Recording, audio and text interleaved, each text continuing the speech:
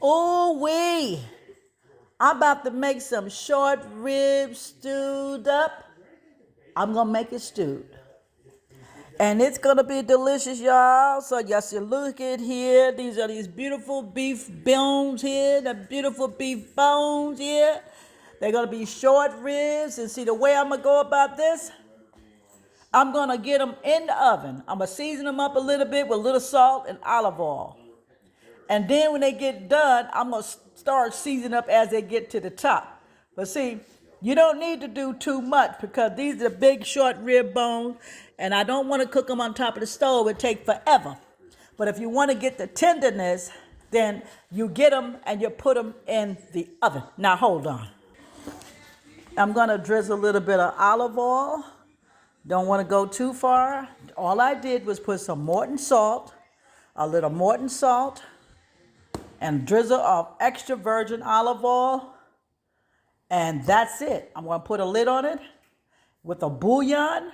I'm going to put 2 bouillons. Beef bouillon, hold on. Okay, I'm going to put this chicken bouillon. I don't have a beef. And being that it's so big, I'm going to put 1 in there right now. Then, let me see. Yeah, I'll put 2 because it's going to be a stew. Sometimes I debate with myself, but that's okay. I'm going to do it right. And here's another one. Y'all can do beef. Y'all can do chicken. And because I feel like going a little extra more further, just a little bit more further. When I know I just said salt and oil, and then I come back and say a little bouillon. I'll put the bouillon. You know, that's just how people cook in the kitchen. You say, I'm not going to do this, I'm not going to put that, and next thing you know, you're putting everything. Now, this is the Texas Prime. I'm going to go ahead and put that Texas Prime in there. Texas Prime, y'all. I just shook that Texas Prime in there. And there you have it. They're going to be my beef rib tips. I'm going to make it a stew. But to get the tenderness of the meat, you put them in the oven. You let it cook until the bones get soft and tender. And then you come back and you build it up with a stew. You can also go ahead, if you want to go ahead and put your beans in here, that it's not enough water in there in stock, so your beans might come out dry. But the same goes. You can either put your beans in a nice warm pot of water and get them to cooking down to get somewhat tender. And by the time your beef is ready, you can add the beans in there, your pinto beans or your lima beans or whatever beans or your brown beans. But in this case, I'm just going to put the meat in the oven. I'm going to think about which direction I'm going to go later. So hold on. Okay, now I put 2 onions, some squeezed garlic, squeezed ginger, and 2 garlic cloves. Hold on. So this is it. You can get the squeezed garlic, you can get the squeezed ginger, and some actual cloves. Now, I'm going to put this back into the oven. As you can see, the meat looks better. It's getting tender. I can stop right there. But what I'm going to do, since it's getting tender, I'm going to go ahead and take the bones off it. If the bones will come loose, take the bones out the pot, and let it keep on cooking. Now I want to see what the house guests want. Do they just want short ribs with a brown gravy and rice? Or do they want me to go ahead and stew it all the way up? I got to see. And meantime, because this process takes so long, I'm going to have to get you to hold on again. Now hold on. Okay, now that the meat fell off the bone, I took the bones out of the stew or out of my short ribs. Now these going to be my short ribs, y'all. I'm going to put some green peppers in. Now hold on.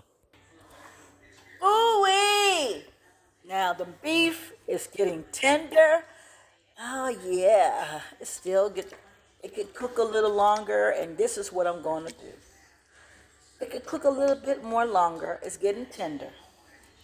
I'm going to go ahead and start building this pot up with the vegetables, with diced tomatoes, Del Monte, and tomato paste. I'm going to build it up, but I got to put potatoes in here, peppers, some more garlic, lemon juice. Hold on. So I put the potatoes in there. I diced up some yellow potatoes. into my beef short ribs. Now I put that in there. As y'all can see, it builds up a lot of juice. I'm going to add my crushed tomatoes, tomato paste, and then I'm going to come back. When I go to the store, I'm going to go get my lima beans, my carrot, corn, mixed vegetables to go into this pot. Now I'm going to get this pot ready for y'all. Hold on. So I put the diced tomatoes. They were like green pepper and onion diced tomatoes. And then I put the Constantine, basil, garlic, and oregano. I'm going to put a little bit of extra oregano, some parsley, a little thyme. And I'm going to just continue to add on to the pot for the seasoning, and then I'm going to get back to you. Oh, yes, I got to add the lemon juice. So, y'all got to watch me, because I leave out one thing. That's the lemon juice. I'm going to add some lemon juice to the pot, y'all. I'm going to squeeze 2 lemons. Hold on. Okay, I put the lemon juice, and I'm going to put a little bit of vinegar, 5%. Some vinegar, get that tang, that's it. That's about 2 tablespoons. Now, I'm going to top it up. Hold on. Okay, I put a can of tomato sauce, continental sauce, a few lima beans. I'm going to put some more lima beans. Make sure the vegetables are in there. Lima beans. Okay, some corn, lima beans, baby carrots. Oh yeah, y'all. I don't did this. You got potatoes in there. You already saw the potatoes. I got a little celery in the refrigerator. I'm going to put some celery in here. Make sure it's nice and juicy. And then I'll put the okra last.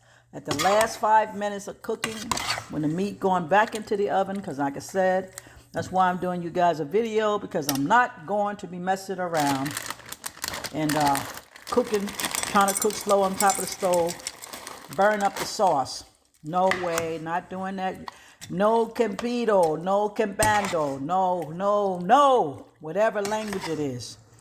It's not going to happen. This is it. Put the lid back on it. And now I'm going to cook it a little bit longer. Ooh-wee, so there's my cornbread, my short rib stew back there, and my blueberry cornbread. And I am done. Now let me get you a closer look.